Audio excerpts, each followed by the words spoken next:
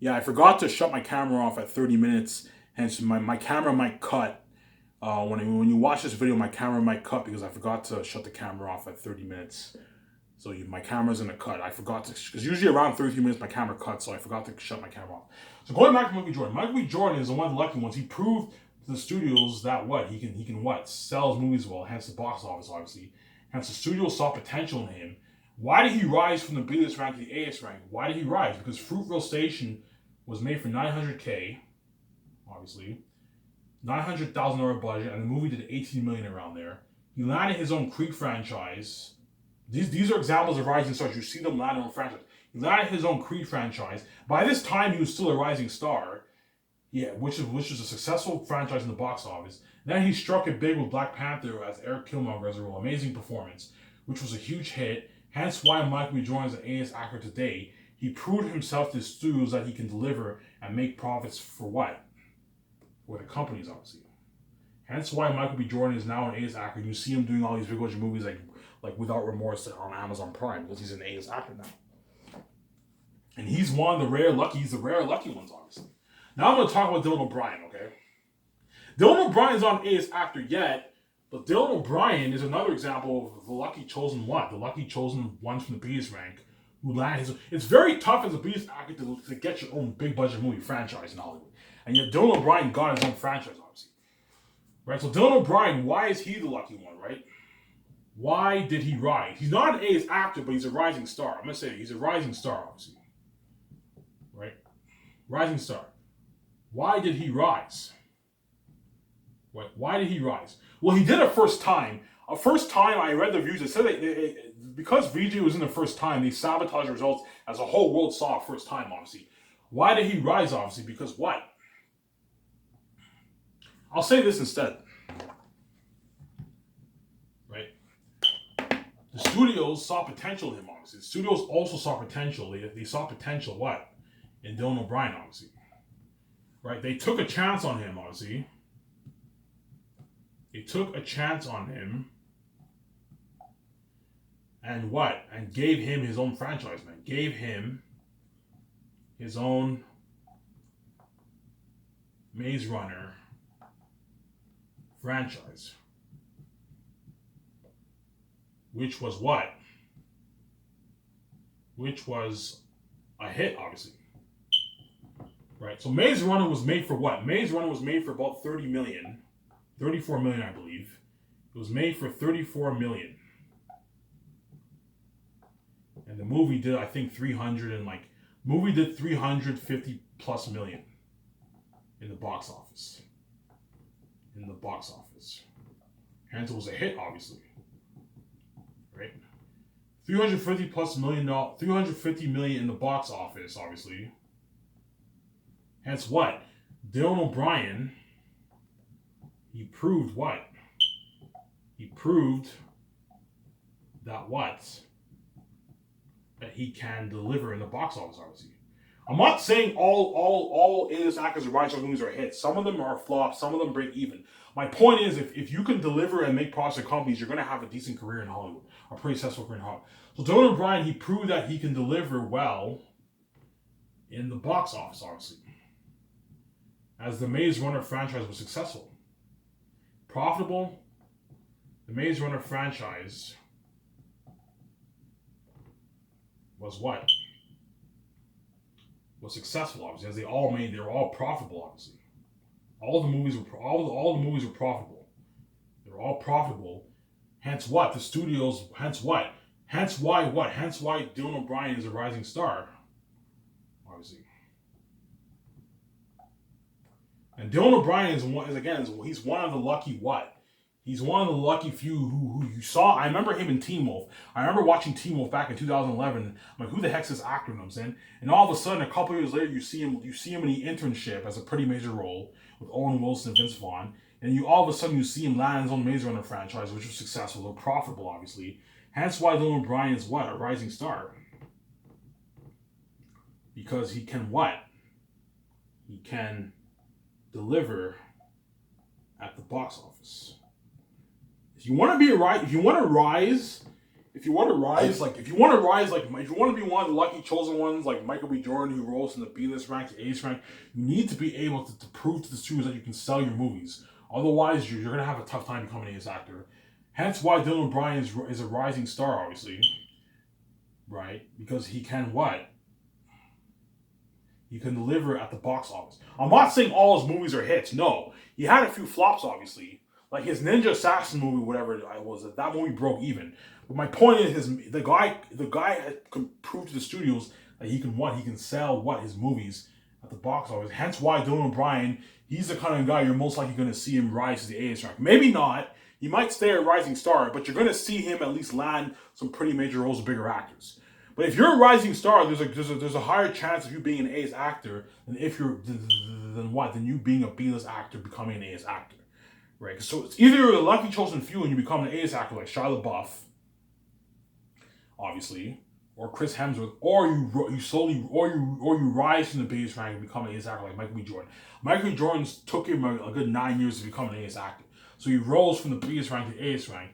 Dylan O'Brien, his career is rising. He's not an A-list actor yet, whereas Shia LaBeouf was a lucky chosen few from the B-list rank who became an A-list actor, obviously, and hence why they are where they are, and hence why I'm gonna keep saying this. That's why Michael B. Jordan and Dylan O'Brien are the lucky ones, obviously. They're the lucky ones from the B-list rank who rose. Michael B. Jordan's the lucky one from the B-list rank who rose to the A-list rank. You know what I'm saying? I remember him in Friday Nights, and all of a sudden you see him now. Oh, look at him now. You know what I'm saying? And Dylan O'Brien, he's a rising star. He's not an A-list actor, but he's one of the lucky few who rose from the B-list rank. As you see him, you got his own franchise, and you saw him as a pretty major role in Deepwater Horizon, a big budget movie with Mark Wahlberg. Hence why he's a rising star, obviously. And these two are the lucky ones, obviously. They're the lucky ones. Right? They're the lucky ones. And hence why I'm going to keep saying this.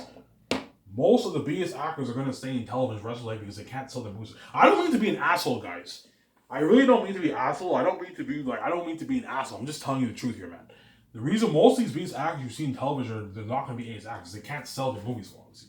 You need to have some iconics. You need to have some star power, some iconics, if you want to rise. Chance of you rising is very, very slim. Michael B. Jordan is one of the lucky chosen few who rose in the B-list rank. He's a lucky one, obviously. And Dylan O'Brien is a lucky one of the B-list rank whose career is rising. He got his own franchise and he's landing pretty major roles with bigger actors because he's a rising star and he has better agents, obviously. Those two guys are obviously the lucky ones, obviously. They're the lucky ones. I can name other rising stars too. I forget that lady. That lady from the what? That lady from the what? I forget her name once. The lady from The Walking Dead. She was in Black Panther. She's a perfect example of a rising star. You saw her in what? You saw her in what? In what? In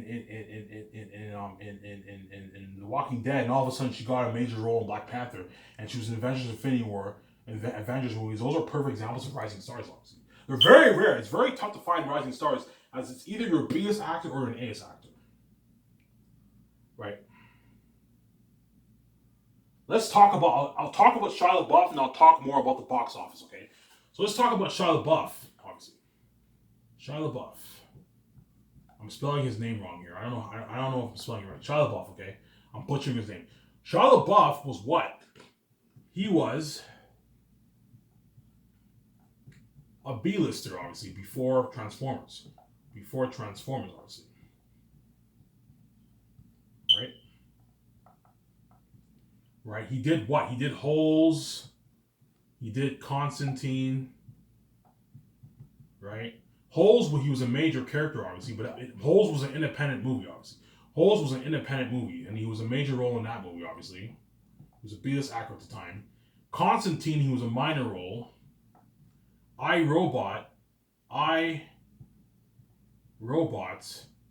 he was a minor role in that movie too. Will Smith, he was a minor role in that movie, obviously. Right? But the studios obviously what? Took a chance on him, obviously. So he's one of the lucky folks. So Shia LaBeouf didn't rise from the biggest rank. He was one of the lucky chosen few who landed his own big budget movie role and became big. The studios took what? A chance on him, obviously. So he was obviously what? He's obviously the lucky chosen few. See what I'm saying here? So it's either you're the lucky chosen or you rise from the B-list rank and become an A-list actor, which is very, very tough, as Michael B. Jordan is the rarity, obviously. So he was a B-lister before Transformers. He did Holes, obviously. I remember watching Holes. He was a major character it was an independent movie, obviously. He did Constantine. He was a minor character in a big budget movie. I'm gonna keep saying this. If you're a B-list actor, chances are you're either gonna do television or you might land a major role in an independent movie, small independent movie. But again, the B-list actors can sell their movies well. Or if you're lucky to land a role in a big budget movie, you'll land a role in a big budget movie. But chances are you land a minor role because they're not signed with the best agents, obviously, and the A-list actors dominate the market. There's some B-list actors out there who've landed major roles in major movies. That's very rare though. Usually it's either you see them in an independent movie or television, most likely television, or if you see them land a big budget movie role, chances are what?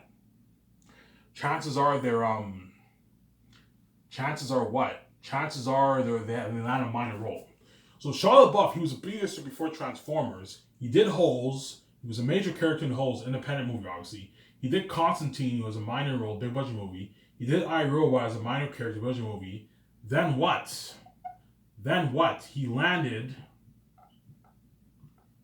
Transformers, which was a huge hit, obviously. So the studios took a chance on him. He was lucky chosen for the B-list rank. He landed the Transform. He landed Transformers, which was a huge hit at the box office, obviously. I'll talk about box office later. Then he landed Transformers, which was a huge hit at the box office. It did what? Transformers did about 700 million in the box office. So a $150 million budget movie, it made 700 million, hence it was profitable, obviously. 700 million plus it made. Hence why what? Hence Shia LaBeouf, obviously, proved what? Proved to the studios that he can what? He can deliver in the box office, obviously. Hence why what? He's an A-list actor now. See what I'm saying here? Hence why he is an A-list actor now. He is an A-list actor now.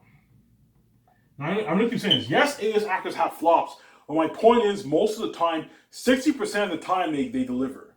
Like 40% of the time their movies might be flops, but most of the time the A-list actors, their movies usually are profitable.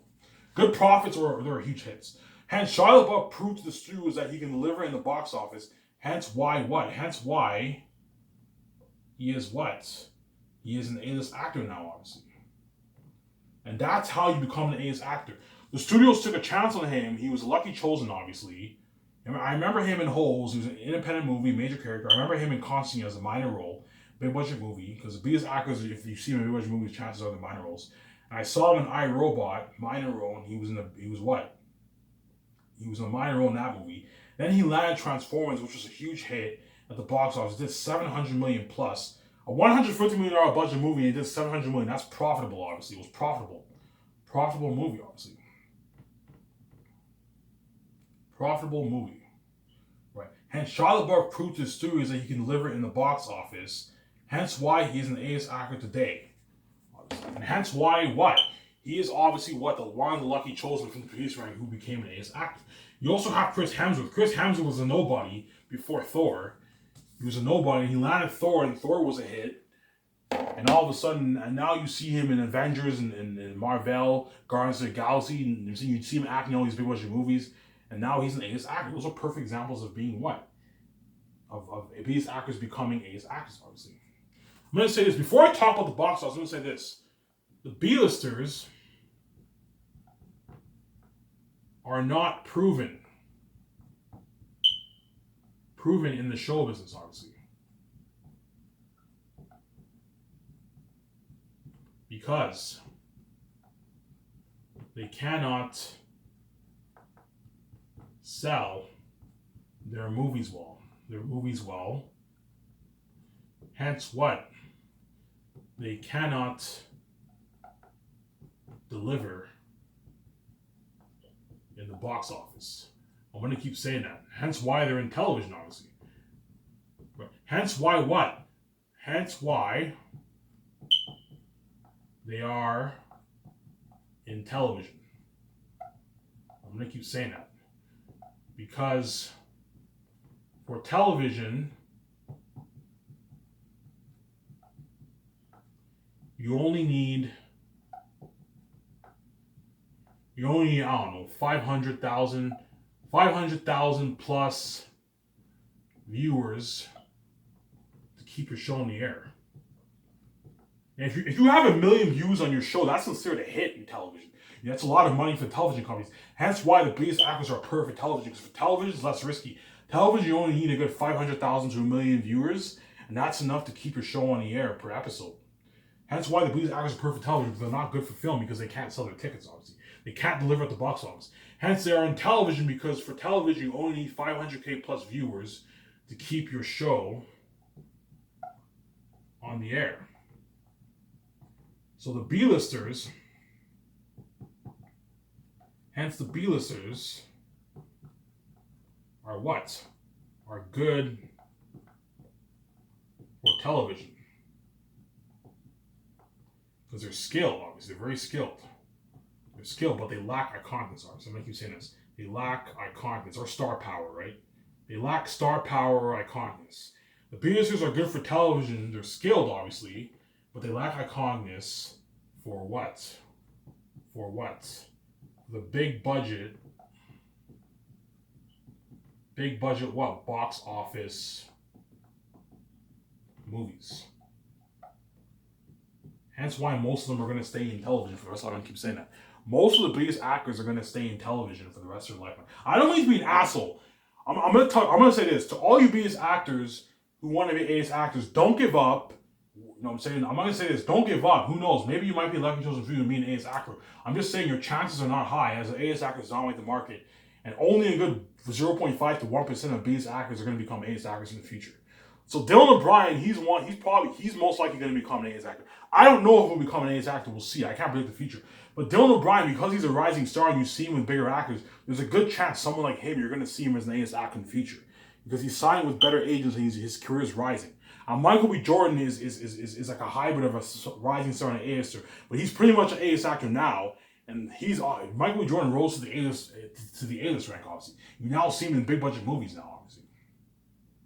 So the B-listers are not proven in the show business because they cannot sell their movies well. Hence, they cannot deliver in the box office. Hence, they are on television because for television, you only need 500,000 to even 680,000 viewers per episode to keep your show on the air. If you have 1 million people, 2 million, 3 million people viewing your show every week, that's considered a hit in the television market. Hence why they're perfect for television. Hence the businesses are good for television. They're very skilled, obviously, but they lack iconicness or star power for the big budget box office movies. I'm going to keep saying that. In a good 40 minutes, I'll end this video here. Right?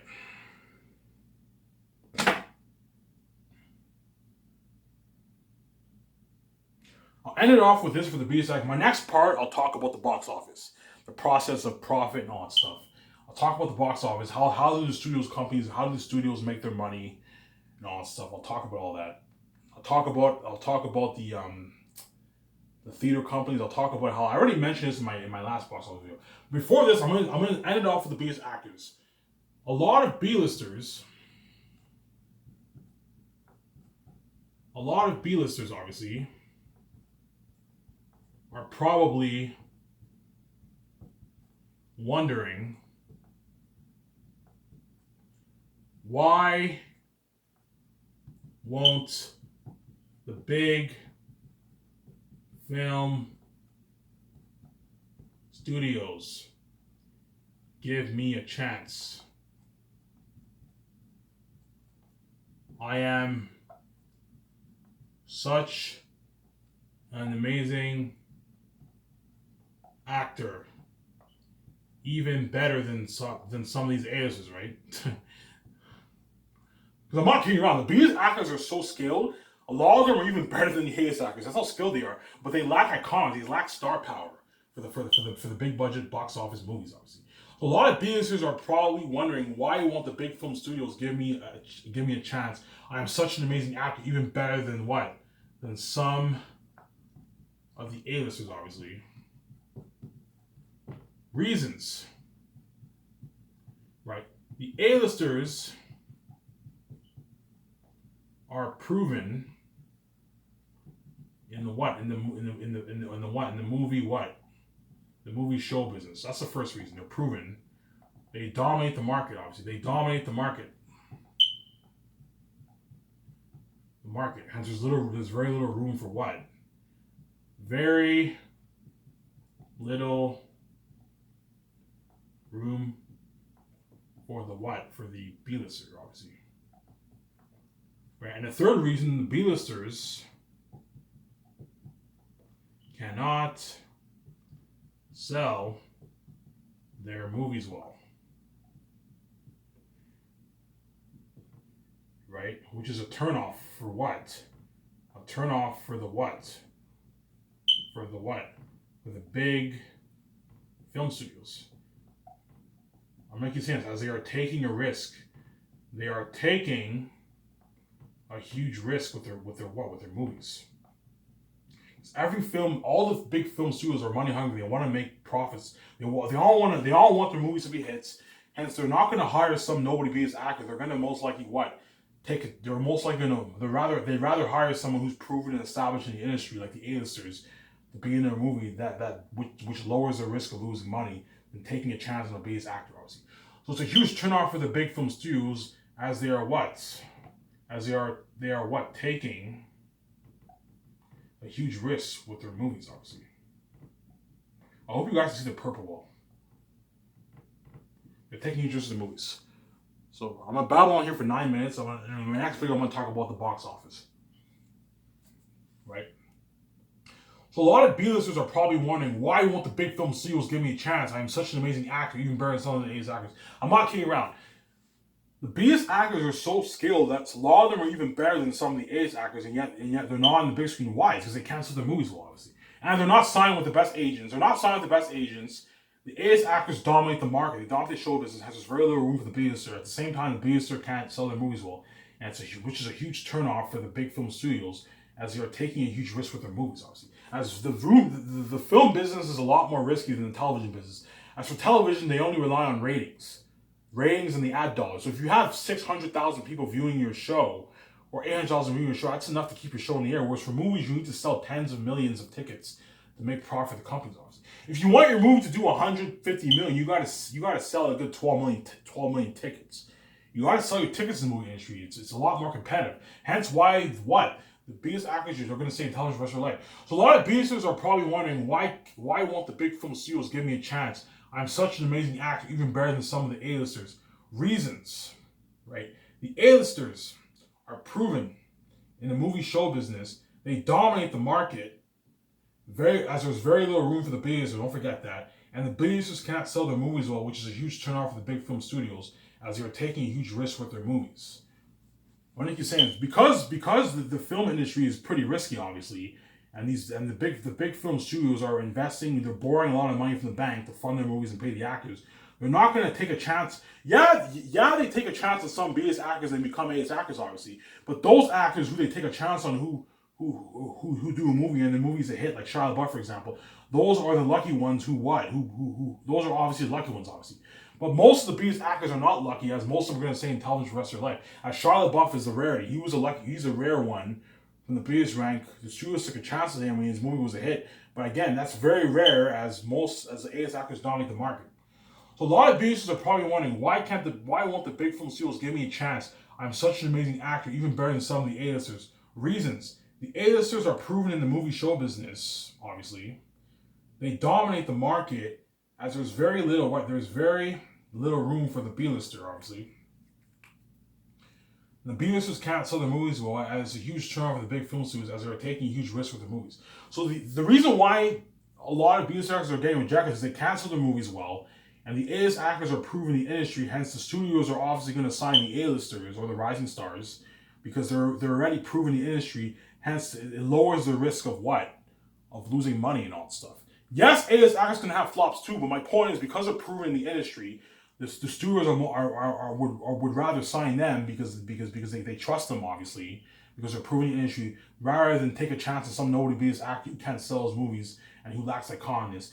The B-list actors are very skilled, but they lack iconicness to sell their movie tickets well. Hence why they won't. Hence why what? They're not good for the big movie box office business, obviously. Right? Now let's talk about box office. For the next 35 minutes, I'll talk about the box office here. Can't see my purple wall, right? You can see well. Let's talk about the box office. The box office process. Obviously, right? So the big what? The big film studios, obviously.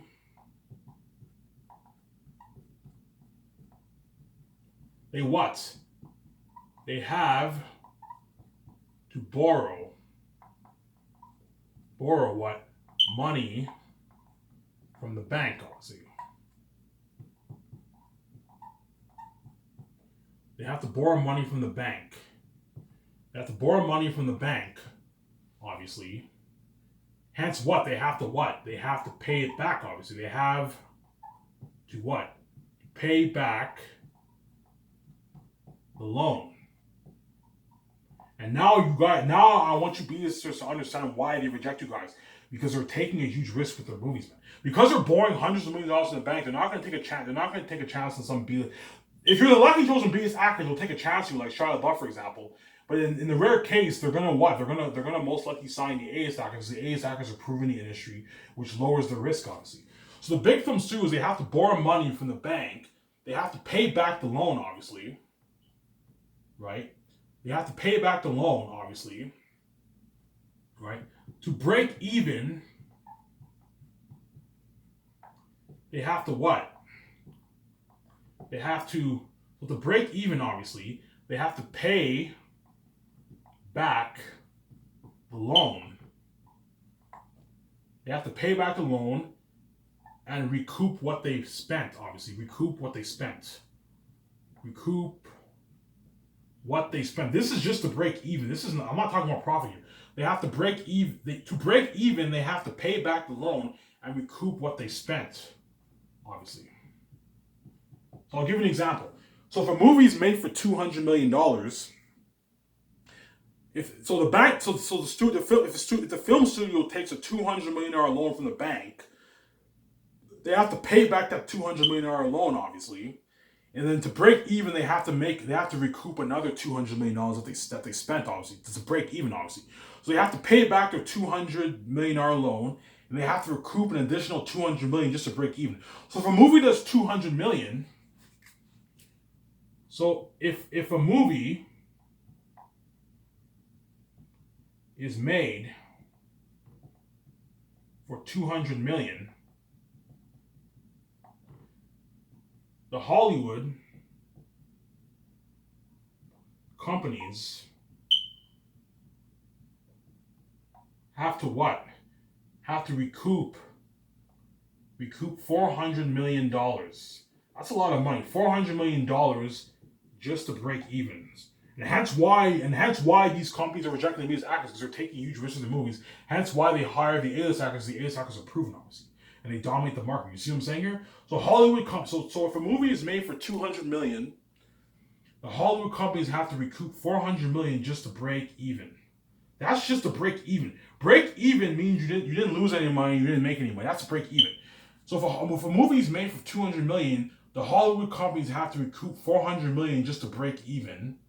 So the big film studios, they have to borrow money from the bank. They have to pay back the loan. To break even, they have to pay back the loan and recoup what they spent, obviously. So if a movie is made for $200 million, the Hollywood companies have to recoup $400 million just to break even, obviously. My markers are running out. I don't know what's going on here. See what I'm saying here? They have to recoup that just to break even, obviously. Right? And hence why they what? They sign all the proven A-listers to reduce their risk of losing money, obviously. See what I'm saying here? because they have star power. They all have star power. Can what? Can sell tickets, obviously. The A-listers, what? They sign all the proven A-listers because they have star power, obviously, which reduces the risk. It reduces the risk of the big companies of them losing money, obviously. I'm not saying it's guaranteed an A-list actor will make profits to companies, because A-list actors have flops too. But because they're proven in the industry, proven A-listers, they sign all the proven A-listers to reduce the risk of losing money because they have star power, as they were taking a huge risk with their money. I hope you guys understand what I'm saying. I'll show my camera off here.